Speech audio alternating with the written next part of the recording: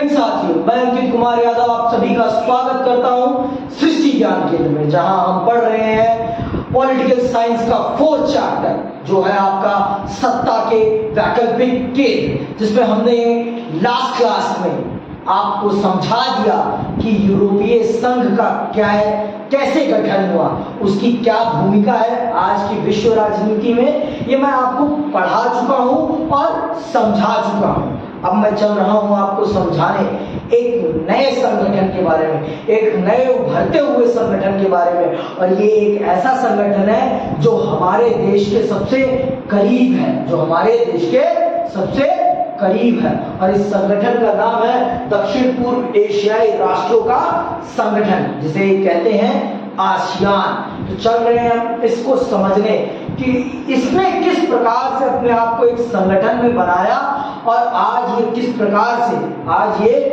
प्रकार से विश्व राजनीति में अपनी एक अलग भूमिका बनाए हुए हैं।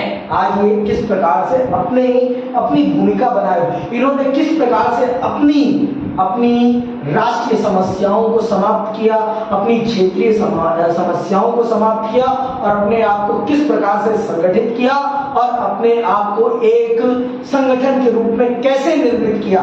ये पूरी कहानी में चल रहा हूं आपको मैं समझाने शब्द के माध्यम से, आपकी एनसीईआरटी की किताब से, तो चलिए प्रारंभ करते हैं और समझते हैं और जानते हैं कि क्या है आपका आसियान। दुनिया के नक्शे पर एक नजर डालें। आपके ख्याल से कौन से देश एशिया के दक्षिण क्षेत्र में आने चाहिए? दूसरे विश्व युद्ध से पहले और उसके दौरान एशिया का एक हिस्सा बार बार यूरोपीय और जापानी उपनिवेशवाद का शिकार हुआ तथा भारी राजनीतिक और आर्थिक कीमत चुकाई। युद्ध समाप्त होने पर इसे राष्ट्र निर्माण, आर्थिक पिछड़ेपन और गरीबी जैसी समस्याओं का सामना करना पड़ा। इसे शीत युद्ध के दौर में किसी एक महाशक्ति के साथ जाने के दबाव को भी झेलना पड़ा। इसे शीत युद्ध के दौर में एक महाशक्ति के साथ जाने का दबाव भी झेलना पड़ा। टकराव और भागम भाग की ऐसी स्थिति को दक्षिण पूर्व एशिया संभालने की स्थिति में नहीं था। बाल्टून सम्मेलन और गुटनिरपेक्ष आंदोलन वगैरह के माध्यम से एशिया और तीसरी दुनिया के देशों में एकता कायम करने के प्रयास अनौपचारिक स्तर पर सहयोग और मेलजोल कराने के मामले में कारगर नहीं हो रहे थे। इसी के चलते दक्षिण पूर्व एशियाई देशों ने दक्षिण पूर्व एशियाई संगठन बनाकर एक वैकल्पिक पहल की। समझ, जो उस समय के अन्य संगठन थे वो उस प्रकार से काम नहीं कर पा रहे थे। शीत युद्ध के दौरान वो उस प्रकार से काम नहीं कर पा रहे थे जिस प्रकार से उनसे उम्मीद की जा रही थी। वो उनसे उम्मीद की जा रही थी कि वो हमारे क्षेत्रीय समस्याओं को समाप्त करेंगे और हमारे विकास में मदद करेंगे। ये जो आपका दक्षिण पूर्वी एशिया के देश है ना, इनको जापान की तरफ से भी गुलाम बनाया गया और इनको ब्रिटेन की तरफ से भी गुलाम बनाया गया। इनको शीत युद्ध के दौरान दोनों महाशक्तियों में से एक गुट को भी ज्वाइन करना पड़ा। ये इनके लिए बहुत ही ज्यादा आर्थिक रूप से इनकी कमर तोड़ने वाला था। इनके लिए ये आर्थिक रूप से इनकी कमर तोड़ने वाली स्थिति थी। इस चीज ने इनकी स्थितियों को बहुत ज्यादा खराब कर दिया। तब इन्होंने सोचा, दक्षिण आपका गुट निरपेक्ष था, गुट निरपेक्ष इनकी उन समस्याओं का समाधान नहीं कर पा रहा था जिन समस्याओं से ये जूझ रहे थे। अपने क्षेत्रीय देशों के साथ इनके अच्छे संबंध नहीं थे, ये आपस में लड़ रहे थे और इस चीज को समाप्त करने में आपका गुट निरपेक्ष आंदोलन उस प्रकार की भूमिका नहीं निभा पा रहा था, जिस कारण से इन्होंने सोचा कि अगर हमें हमारी समस्या का समाधान करना है तो हमें खुद इसके लिए कदम उठाने पड़ेंगे, हमें खुद इसके लिए कदम उठाने पड़ेंगे। और उन्होंने कदम उठाया और जिसका परिणाम उन्होंने एक नए क्षेत्रीय संगठन के रूप में परिभाषित किया, जिसे आप आज किस नाम से जानते हैं? आज उसे आप आसियान के नाम से जानते हैं। तो सुनना ध्यान से आसियान की कहानी। 1967 में इस क्षेत्र के 5 देशों ने बैंकॉक घोषणा पत्र पर हस्ताक्षर करके आसियान की स्थापना की। 1967 में इस क्षेत्र के 5 देशों ने बैंकॉक घोषणा पत्र पर हस्ताक्षर करके आसियान की स्थापना की। ये देश थे इंडोनेशिया, मलेशिया, फिलीपींस, सिंगापुर और थाईलैंड। तो इन 5 देशों को आसियान का संस्थापक देश कहा जाता है। इन 5 देशों को आसियान का संस्थापक देश कहा जाता है। किनको? इंडोनेशिया को, मलेशिया को, फिलीपींस को, सिंगापुर को और थाईलैंड को। किस घोषणा पत्र के अंतर्गत आपके आसियान की स्थापना हुई है? बैंकॉक घोषणा पत्र के अंतर्गत इन 5 देशों ने इसकी स्थापना की। आगे सुनो, आसियान का उद्देश्य, इसे अंडरलाइन कर लो। आसियान किस पर्पस से बना है? आसियान का उद्देश्य क्या है? ये जानना आपके लिए बहुत जरूरी है। तो जानिए कि आसियान का प्रमुख उद्देश्य क्या है। आसियान का उद्देश्य मुख्य रूप से आर्थिक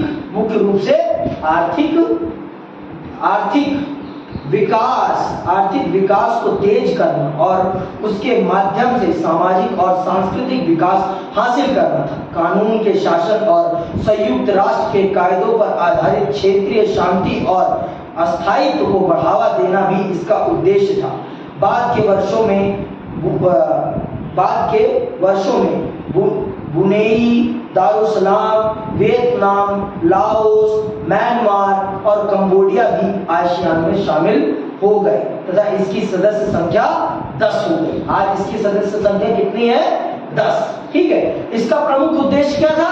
आर्थिक विकास। देखो, जब आपके देश में आर्थिक विकास आएगा ना, तब आपके देश की सारी समस्याओं का समाधान खुद ब खुद होता चला जाएगा।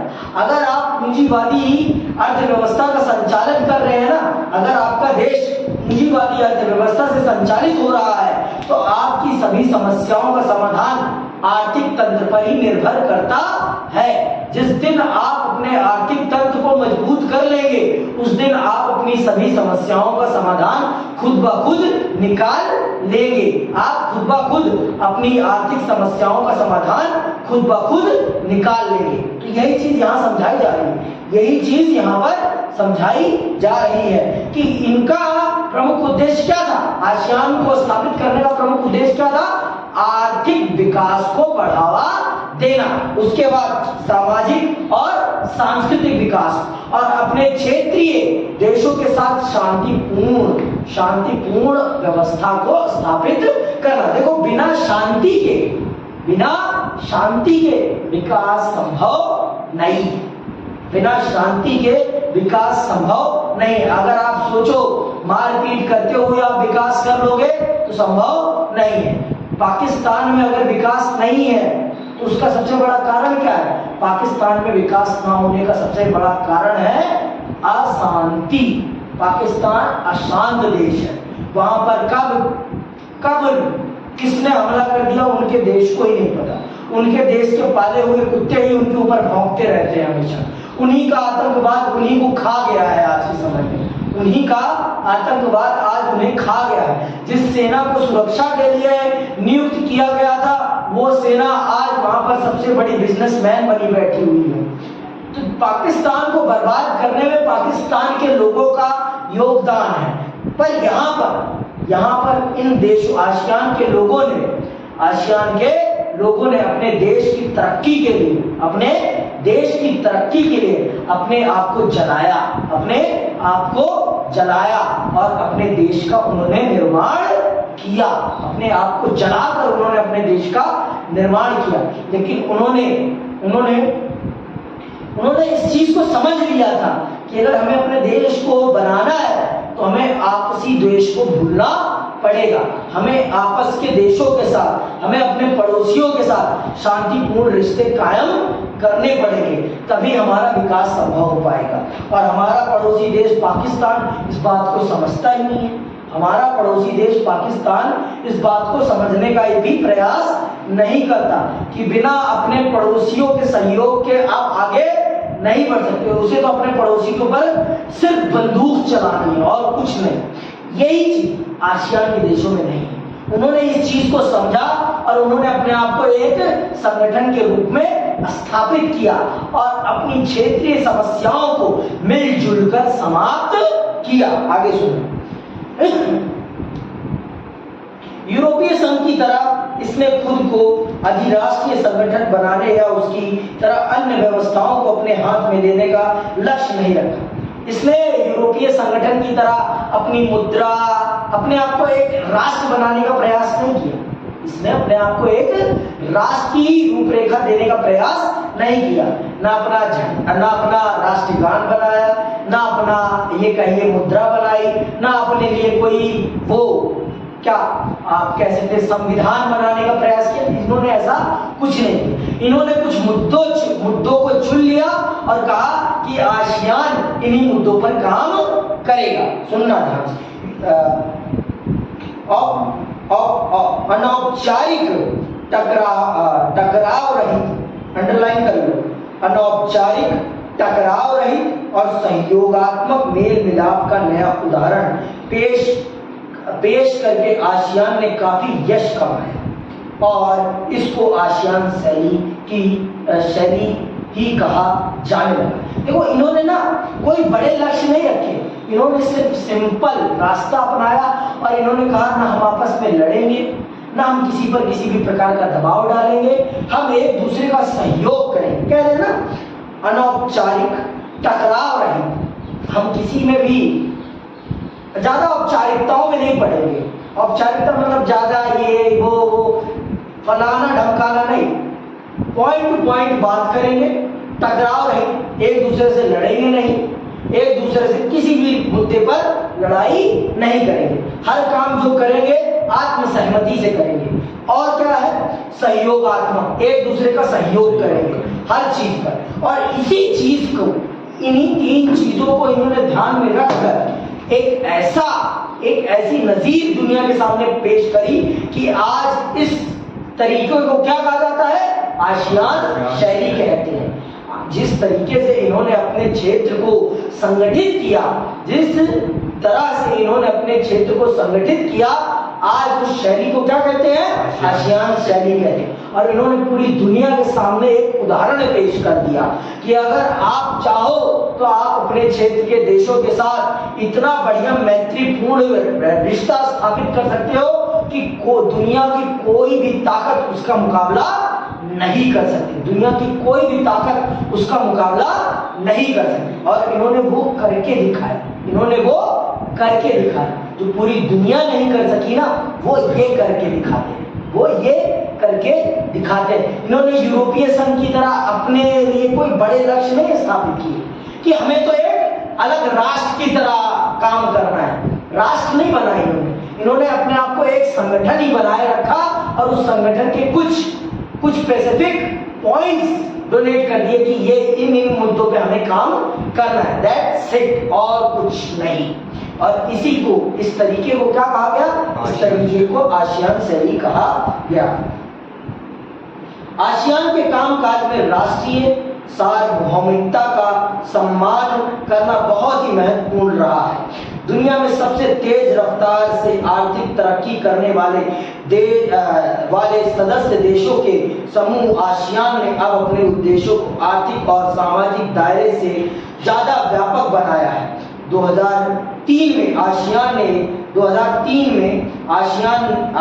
ने आसियान सुरक्षा समुदाय, आसियान आर्थिक समुदाय और आसियान सामाजिक सांस्कृतिक समुदाय नामक 3 स्तंभों के आधार पर आसियान समुदाय बनाने की दिशा में कदम उठाए, जो कुछ हद तक यूरोपीय संघ से मिलता जुलता है। देखो, जब तक इन्होंने अपने आप को देखा नहीं ना कि हम सफल नहीं हो रहे, तब तक इन्होंने यूरोपीय संघ जैसा करने का कुछ भी प्रयास नहीं किया। अब आज के टाइम पर वो भी यूरोपीय संघ की तरह अपने आप को एक संगठित ताकत के रूप में स्थापित करना चाहते हैं। इसीलिए उन्होंने आज 3 मुद्दों पर अपने आप को 3 मुद्दों को चुन लिया कि हम सब मिलकर इन्हीं 3 मुद्दों पर सबसे ज्यादा काम करेंगे।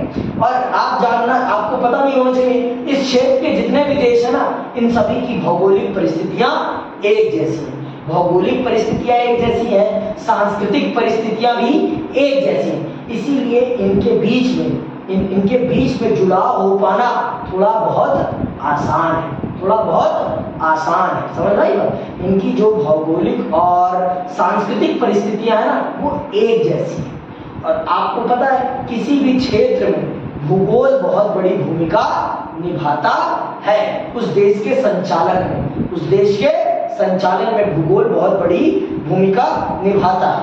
तो आज के टाइम पे इन्होंने 3 स्तंभों पर अपने पूरे समुदाय को एकजुट किया है। वो क्या है? 3 आसियान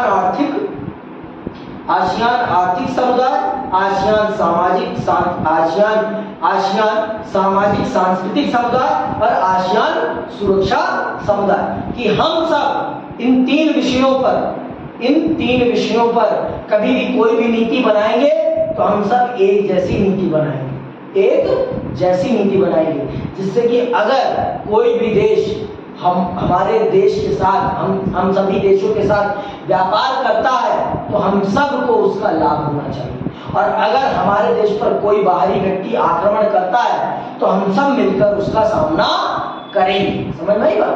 तो इस चीज को ध्यान में रखते हुए इन्होंने एक पूरी दुनिया के लिए एक नई नजीर, एक नया उदाहरण प्रस्तुत किया है कि अगर दुनिया को अपने क्षेत्रीय संगठन को सही रूप में एक सही दिशा प्रदान करनी है तो उसे कैसी दिशा प्रदान करनी चाहिए? उसे आसियान की जैसी दिशा प्रदान करनी चाहिए। आसियान की जैसी दिशा प्रदान करनी चाहिए अगर उसे करनी है दुनिया में।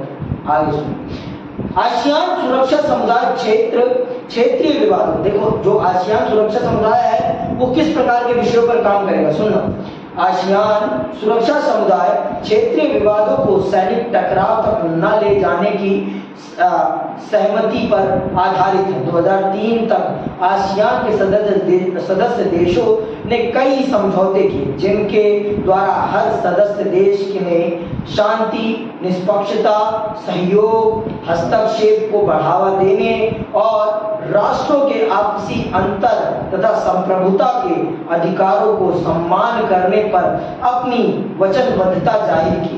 मतलब इन्होंने कहा है कि हर मुद्दे को हम लड़ाई तक न ले जाएं तो अच्छा है, हम उसे बातचीत के माध्यम से ही समाप्त कर लें तो बहुत ज्यादा बेहतर है।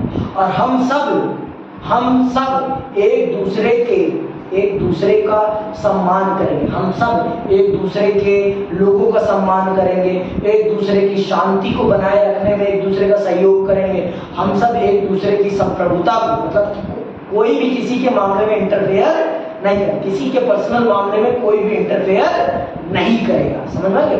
मान लो अगर आपके देश में कुछ गलत हो रहा है तो आप ही उसको संभाले, हम उसमें तब तक इंटरफेयर नहीं करेंगे जब तक आप हमें नहीं कहेंगे। ये है आसियान की सुरक्षा परिषद का मूल उद्देश्य। ये देखो, कह रहा है ना यहाँ पे, इसने कहा ना, आसियान सुरक्षा समुदाय क्षेत्रीय विवादों को सैनिक टकराव तक न ले जाने की सहमति पर आधारित है। मतलब किसी भी विवाद को सैनिक हस्तक्षेप से दूर रखने की ये पैरवी करता है कि किसी भी विवाद को पहले बातचीत के माध्यम से सॉल्व करना चाहिए, फिर जरूरत पड़े अंत में तब सेना का सहयोग लेना चाहिए, नहीं तो सेना का सहयोग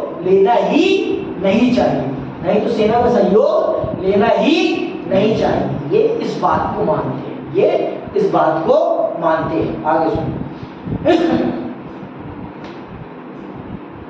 आसियान के देशों की सुरक्षा और विदेश नीतियों में तालमेल बनाने के लिए 1994 में आसियान क्षेत्रीय मंच की स्थापना की है। बुनियादी रूप में आसियान एक आर्थिक संगठन था। स्टार्टिंग तौर पर ये आसियान क्या था? एक आर्थिक संगठन था। बुनियादी रूप में आसियान एक आर्थिक संगठन था और वह ऐसा ही बना रहा। आसियान क्षेत्र की कुल अर्थव्यवस्था अमेरिकी, यूरोपीय संघ और जापान की तुलना में काफी छोटी है, पर इसका विकास इन सबसे अधिक तेजी से हो रहा है। इसके चलते इस क्षेत्र में और इससे बाहर इसके प्रभाव में तेजी से वृद्धि हो रही है। आसियान आर्थिक समुदाय का उद्देश्य आसियान देशों का साझा बाजार और उत्पाद आधार तैयार करना तथा इसके इलाके के सामाजिक और आर्थिक विकास में मदद करना है। यह संगठन इस क्षेत्र के देशों के आर्थिक विवादों को निपटाने के लिए बनी मौजूदा व्यवस्था को भी सुधारना चाहेगा। देखो, ये क्षेत्रीय संगठन आर्थिक रूप से उतना ताकतवर तो नहीं है, लेकिन ये उभरता हुआ बहुत तेजी से आर्थिक विकास कर रहा है, बहुत तेजी से। तो देखो, हर देश चाहता है कि मेरी उस बाजार तक पकड़ रहे जो बाजार अभी स्टार्ट हुआ है। तो दुनिया का हर देश जो बाजारी अर्थव्यवस्था के अनुसार चल रहा है, दुनिया का हर देश आसियान के साथ मित्रतापूर्ण व्यवहार करना चाहता है, क्योंकि आसियान के बाजार में जितना स्कोप है ना अभी के टाइम पे, उतना स्कोप कहीं भी नहीं। इसीलिए कह तो रहे हैं कि ये बाजार बहुत तेजी से ग्रो कर रहा है और ये आसियान के देश भी इस चीज को देख रहे हैं और ये चाहते हैं कि हमारे देश की संस्कृति, हमारे देश का प्रोडक्ट हम सब का पूरी दुनिया में बिके, जिससे कि हमारा भी अपना आर्थिक वजूद बन सके। और इसीलिए इन्होंने अपने आप को एक आर्थिक संगठन के रूप में स्थापित किया और सभी विवादों को निपटाते हुए, अपने आप को एकजुट करते हुए, एक दूसरे का सहयोग करते हुए आर्थिक तौर पर अपने आप को ताकतवर बना रहे हैं। ये चीज यहाँ पर बताई जा रही है कि अगर आपको सच में ताकतवर बनना है तो आपको एक दूसरे का सहयोग करना पड़ेगा। लाइक दैट आसियान की तरह, अगर आप आसियान की तरह एक दूसरे का सहयोग कर लेंगे ना, तो आपके विकास को कोई नहीं रोक पाएगा, आपके विकास को कोई नहीं रोक पाएगा। आसियान ने अपनी उन सब चीजों को, उन समस्याओं को हटाया और अपने देश के, अपने क्षेत्र के सभी देशों को आर्थिक मुद्दे पर एकजुट किया। उन्होंने कहा कि हम सब अपने अपने प्रोडक्ट्स को एक दूसरे के बाजार में सेल करेंगे और अपने ही प्रोडक्ट को इतना ज्यादा बेहतर बनाएंगे कि दुनिया की मार्केट को भी हमारे प्रोडक्ट और हमारी मार्केट की वैल्यू उन्हें पता चल सके। और आज ये सबसे तेजी से ग्रो होने वाली मार्केट है। आसियान की मार्केट आज के टाइम पे सबसे तेजी से ग्रो होने वाली मार्केट है। इसीलिए दुनिया का हर देश आसियान की मार्केट में जाकर व्यापार करना चाहता है। समझ में आई बात? आगे सुनो। आसियान ने निवेश, श्रम और सेवाओं के मामले में मुक्त व्यापार क्षेत्र बनाने पर भी ध्यान दिया है। इस प्रस्ताव पर आसियान के साथ बातचीत करने की पहल अमेरिका और चीन ने कर भी दी है। मतलब आसियान अपने क्षेत्र में मुक्त व्यापार, मतलब आपके देश में मैं सामान बेचूंगा तो मेरे पे कोई टैक्स नहीं लगा, मेरे सामान पर कोई टैक्स नहीं लगेगा, और अगर आपका सामान मेरे देश में बिकेगा तो मेरे देश में भी आपके सामान पर कोई टैक्स नहीं लगेगा।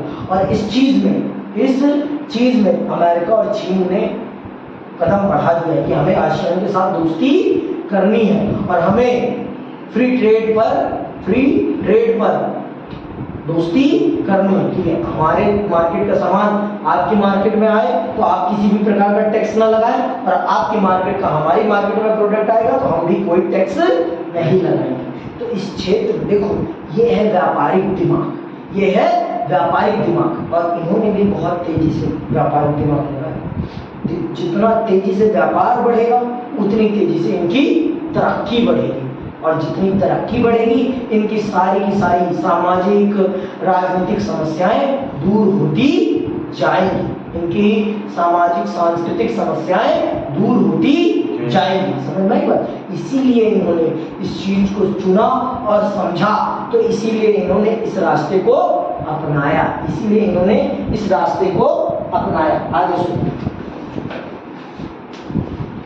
आसियान तेजी से बढ़ता हुआ एक महत्वपूर्ण क्षेत्रीय संगठन है।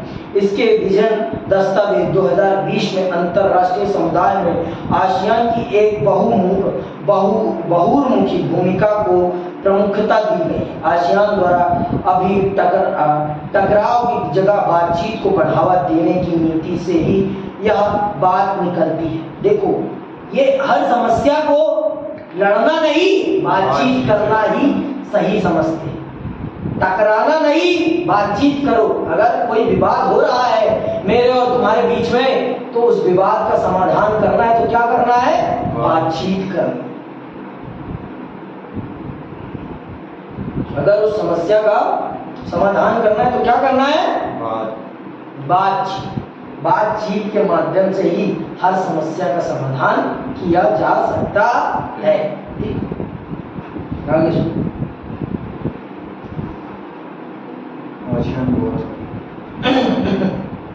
आसियान द्वारा अभी टकराव की जगह बातचीत को बढ़ावा देने की नीति से ही यह बात निकली है।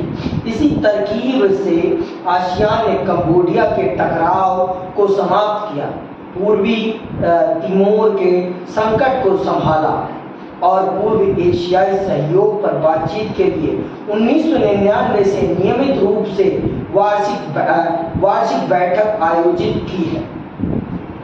आसियान की मौजूदा आर्थिक शक्ति खास तौर से भारत और चीन जैसे तेजी से विकसित होने वाले एशियाई देशों के साथ व्यापार और निवेश के मामले में उसकी प्रासंगिकता ने इसे और भी आकर्षक बना दिया है।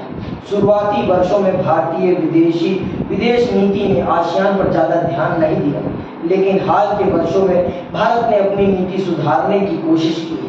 भारत ने 2 आसियान, अंडरलाइन कर लेना, भारत ने 2 आसियान सदस्यों मलेशिया, सिंगापुर और थाईलैंड के साथ मुक्त व्यापार का समझौता किया है। 2010 में आसियान भारत मुक्त व्यापार क्षेत्र व्यवस्था लागू हुई।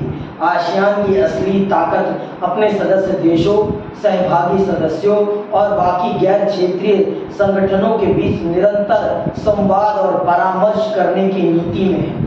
यह एशिया का एकमात्र ऐसा क्षेत्रीय संगठन है जो एशियाई देशों और विश्व शक्तियों को राजनीतिक और सुरक्षा मामलों पर चर्चा के लिए राजनीतिक मंच उपलब्ध कराता है। ये सबसे सुरक्षित देश है।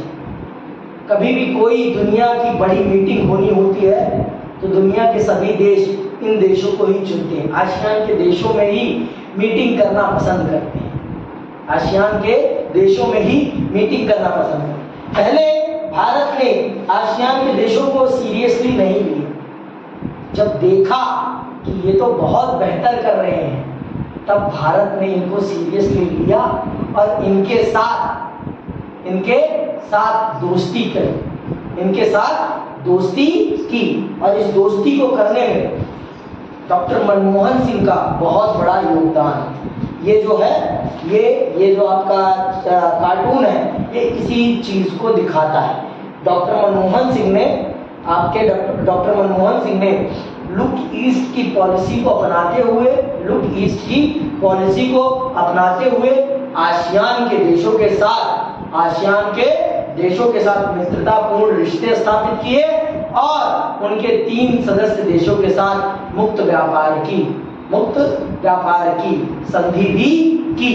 और आज के लिए बस इतना ही। और अगर आपको किसी भी प्रकार का आसियान के विषय पर कोई भी प्रश्न है, आप इसमें लिखें कमेंट बॉक्स में और मैं आपका उत्तर देने का प्रयास करूंगा। इसी के साथ मैं आपसे विदा लेता हूं। जय हिंद, जय भारत।